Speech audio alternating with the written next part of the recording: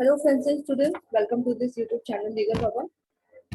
So if you are new to this channel, please do subscribe this channel so that you all can get upcoming notifications regarding all classes. ठीक है? So जैसे कि आप सभी देख रहे हैं स्क्रीन पर chapter 12 section 154 of CRPC 1923 first information report. So yeah, today we'll be covering this topic of first information report. चलिए बढ़ते हैं आगे. इसके साथ ही आज हम एफआईआर के साथ साथ डिस्कस करेंगे जितनी भी इसके रिलेवेंट इन्फॉर्मेशन है प्लस जितने भी रिलेवेंट केसेस हैं उन सारी चीजों को आज हम आपको डिस्कस करेंगे. सो जैसे कि एफआईआर हम सभी जानते हैं ये है इंफॉर्मेशन इन कॉग्निजेबल ऑफेंस. जो भी आपके कॉग्निजेबल ऑफेंस है, संज्ञेय अपराध है, उनके संबंध में उनसे संबंधित जो भी सूचनाएं दी जाती हैं. So this is actually the earliest form. Okay, मतलब कि कोई भी कॉग्निजेबल ऑफेंस कहीं पर हुआ है तो सबसे पहले आप जो इन्फॉर्मेशन देंगे that will be known as first information. ठीक है? And as you are reporting to this, so this is completely called first information report. ठीक है? So जैसे कि यहाँ पर लिखा है information or an FIR is the earliest form and the first information report of a cognizable offence recorded by an officer in charge of a police station. मतलब आप ऐसा नहीं है कि आप किसी को भी कोई information दे रहे हैं and that will be covered as information, first information report. नहीं, जब आप वो इन्फॉर्मेशन किसी ऐसे इंसान को दे रहे होंगे जो कि ऑफिसर इंचार्ज होगा पुलिस स्टेशन का, सिर्फ तभी आपकी जो रिपोर्ट होगी वो जो आपकी इंफॉर्मेशन होगी वो क्या कहलाएगी? First information report. So basically इसका नाम क्या है जो कि सेक्शन में डिफाइन है, वो है इंफॉर्मेशन इन कॉग्निजेबल ऑफेंस. तो यदि देखा जाए तो एफआईआर यानी कि फर्स्ट इंफॉर्मेशन रिपोर्ट जैसा कोई भी टर्म एफआईआर सीआरपीसी में कहीं भी डिफाइन नहीं है. सो एक केस आया था हबीब वर्सेस स्टेट ऑफ बिहार 1972, जिसमें ये बताया गया था कि इसका पर्पस क्या है.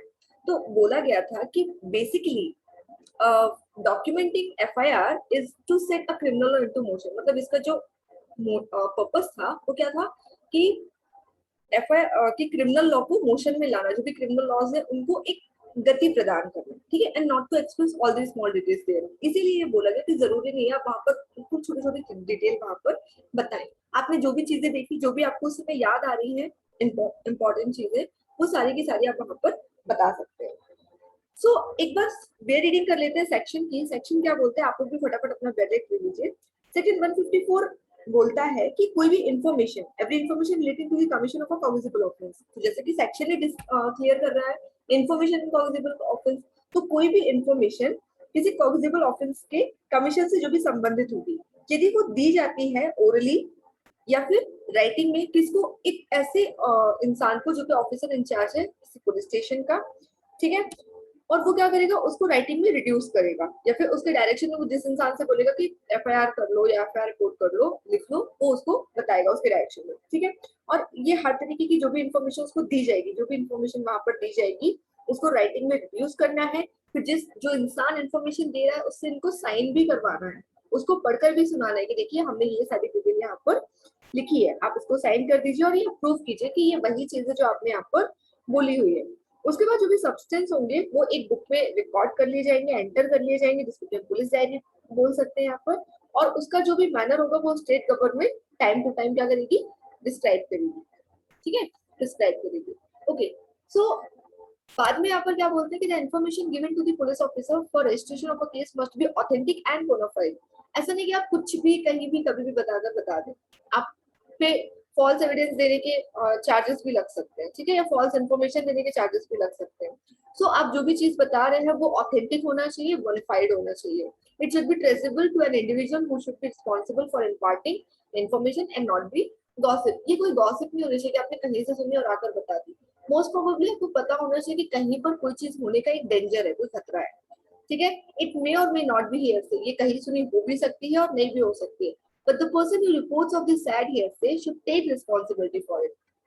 पर जो भी इंसान इसको बोल रहा है कि हाँ ये मैंने कहीं से सुना है, वो उसकी पूरी रिस्पॉन्सिबिलिटी लेगा कि जो मैं यहाँ पर बता रहा हूँ वो मैंने कहीं से सुनी हुई है. FIR should not be result of an irresponsible rumour. कोई र्यूमर नहीं होना चाहिए कि हमने कहीं पर सुनी. You should have some kind of evidence और काइंड ऑफ इंफॉर्मेशन कि हाँ कोई ऑथेंटिक चीज होनी चाहिए. ठीक है?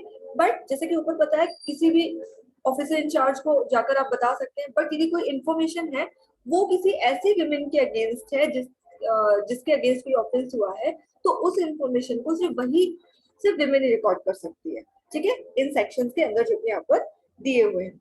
आगे के इसमें प्रोविजंस क्या बोलते हैं कि जो भी इंफॉर्मेशन दी जाएगी वो वीडियोग्राफ्ड होगी, ठीक है। इससे पहले यदि कोई ऐसा विक्टिम है या फिर कोई ऐसा इंसान है जो एफआईआर करवा रहा है पर वो कैपेबल नहीं है ना, वो डिसेबल है और हैंडीकैप्ड है, किसी भी तरीके से बोल नहीं सकता, डिफेंड है, तो स्पेशल एजुकेटर की प्रेजेंस में उसकी वो सारी इंफॉर्मेशन रिकॉर्ड की जाएंगी, ठीक है।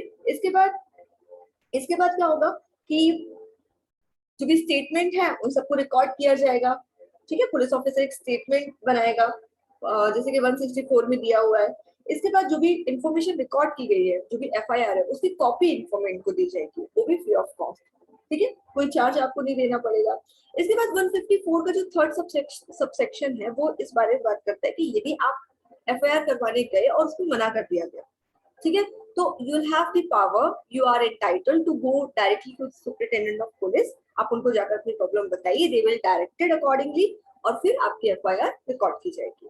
हाँ, यदि वो नॉन कॉग्निजेबल केसेस होते हैं तो फिर पुलिस ऑफिसर कोई अथॉरिटी है कि वो मना कर सकते हैं, उसको रिकॉर्ड करने की जरूरत नहीं है, क्योंकि ये सेक्शन किस बारे में बात कर रहा है, इंफॉर्मेशन इन कॉग्निजेबल ऑफेंसेस, ठीक है। ओके, चलिए आते हैं रिलेवेंट केसेस में से। सबसे पहले हमारे पास केस है कामरुल हुसैन वर्सेस कामरुल हुसैन, AIR 1942। इस केस में क्या हुआ था कि यदि कोई इंफॉर्मेशन है जो पहले पुलिस को दी गई वो वेग थी, है ना, या फिर इनडेफिनेट कैरेक्टर की थी, तो उसको जो है जरूरी उसको एफआईआर के थ्रू इंक्लूड नहीं किया जा सकता, एफआईआर में कंसिडर नहीं किया जा सकता। पर उसके अलावा यदि कोई इंफॉर्मेशन देता है किसी भी रिलेवेंट सर्कमस्टेंसेस जो कहीं ना कहीं कॉग्निजेबल ऑफेंसेस की हैपनिंग को, अकरेंस को बताते हैं, तो उसको 154 में इंक्लूड कंसीडर किया जाएगा। Second case we have Vishnu versus state 1975। इसमें क्या बोला गया कि यदि कोई एंटी करप्शन केस भी उसकी भी इंफॉर्मेशन रिकॉर्ड करवाई जा रही है तो उसको भी एज एन एफआईआर कंसीडर किया जाएगा।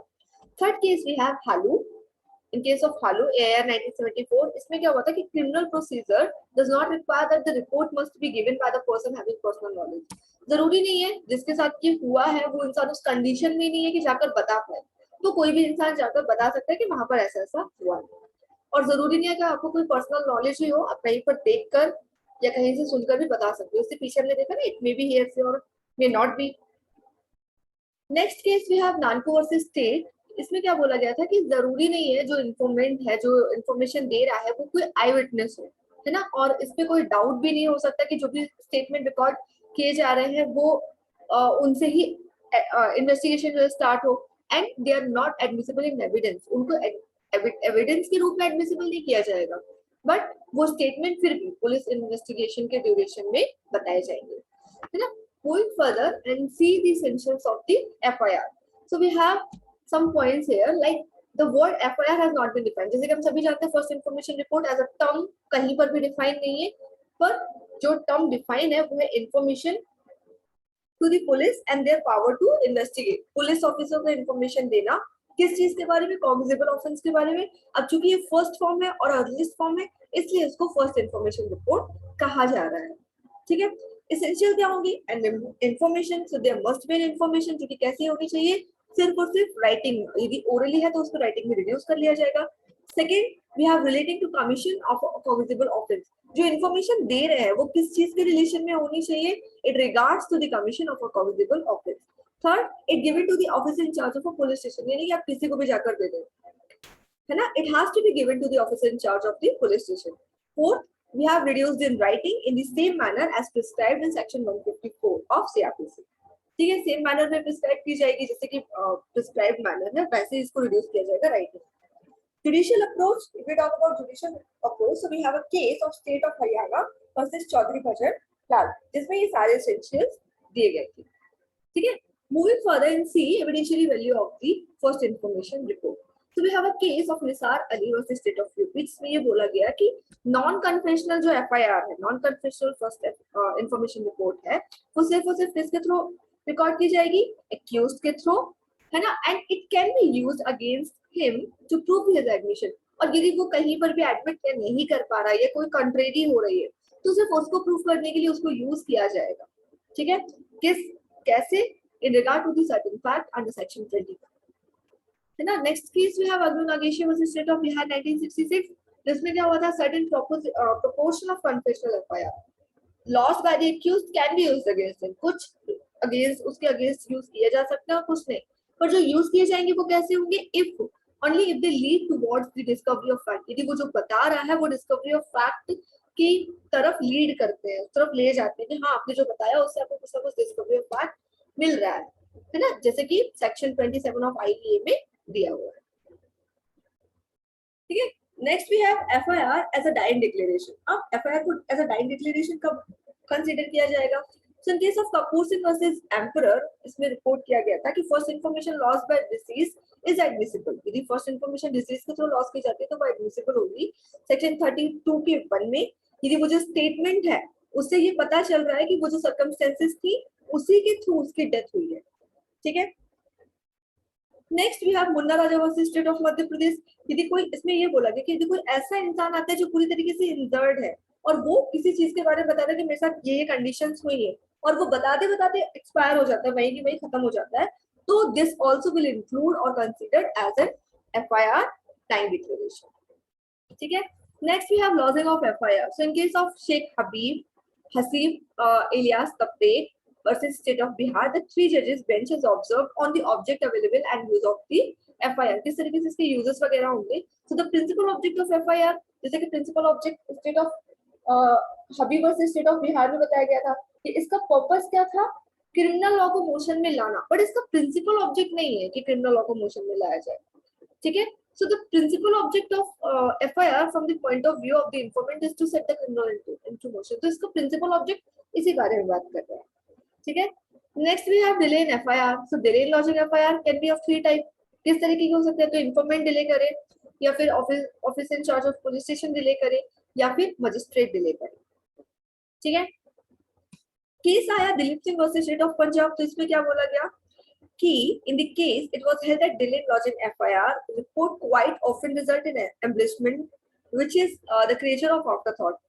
यदि ऐसा कुछ होता है तो बहुत सारी संभावना है कि कुछ आफ्टरथॉट क्रिएट कर लिए जाए कि हमें जिस समय हमारे साथ जो इंजरी हुई उससे उतनी तकलीफ नहीं, पर बाद में अच्छा हम उस चीज का बदला ले रहे हैं, तो वो आफ्टरथॉट आपके अंदर आ सकते हैं, जो कि क्या कर सकते हैं, आपकी इंफॉर्मेशन को कहीं ना कहीं अनसेटिस्फैक्टरी बना सकते हैं। इसलिए जो भी इंफॉर्मेशन रिकॉर्ड की जा रही है यदि इसेंशियल होता है, रीजनेबल डिले होता है, तो वो यहाँ पर कंसीडर किया जाएगा। सो हरपाल सिंह रेप केस में क्या बोला गया था कि यदि डिले जो डिले हो रहा है एफआईआर लॉन्च कराने में वो रीजनेबल है तो उसको कंसीडर कर लिया जाएगा। ठीक है, next we have Harpal Singh, यानी कि रेप केसेस में होता है, जैसे इसमें हुआ था कि 10 दिन लेट हुई थी एफआईआर, तो बोला गया था कि प्रोसिक्यूटर्स ने यहाँ पे ये स्टेट किया था कि परिवार की इज्जत की बात है, फैमिली मेंबर डिसाइड कर रहे थे कि इस मैटर को कोर्ट तक ले जाया जाए या नहीं। क्वैशिंग ऑफ एफआईआर, किस तरीके से इसको क्वैश किया जाएगा। So state of Haryana and otherwise versus Bhajan Lal, others versus Bhajan Lal, year 1992, the Honorable Supreme Court laid down the guideline for exercising the inherent power। कुछ inherent power को exercise करने की guidelines इस केस में दी गई थी।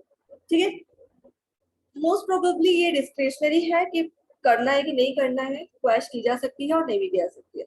सो in Ganesh Narayan Hegde versus S Pangarappa and earlier decision Mrs Dhanalakshmi versus R Prasanna Kumar has been cited with approval for the proposition that there should be no undue interference. कोई undue interference नहीं होना चाहिए, कोई एफआईआर है, कोई डराना नहीं होना चाहिए कि कोई आपको डरा रहा है, इस वजह से आप जो है हाई कोर्ट के थ्रू या किसी भी चीज के थ्रू, कोई मेटिकुलस एग्जामिनेशन हो रहा है किसी एविडेंस का which is needed for considering whether the case would end, कि किस तरीके से केस एंड होगा कि नहीं in conviction or not at this stage या फिर किसी भी स्टेज पर। ठीक है, the high court should interfere to abuse of process of court।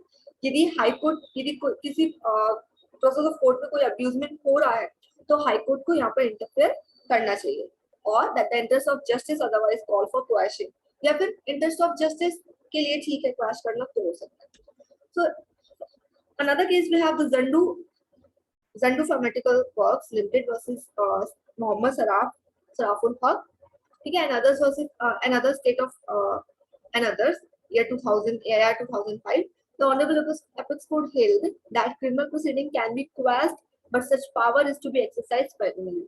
ठीक है, criminal proceeding quashed हो सकती है discretionarily, ठीक है, but sparingly, carefully, with caution, with only and only when such exercise is justified। तो justified justification दे दिया जाता है कि हाँ इस वजह से इसको क्रैश करना जरूरी है, तो इट कैन बी क्रैश। ठीक है, thank you for watching us, hope you like this class. Of course video आप एंड तक बने हैं, सो आपको कुछ ना कुछ जरूर यहाँ पर पसंद आया होगा।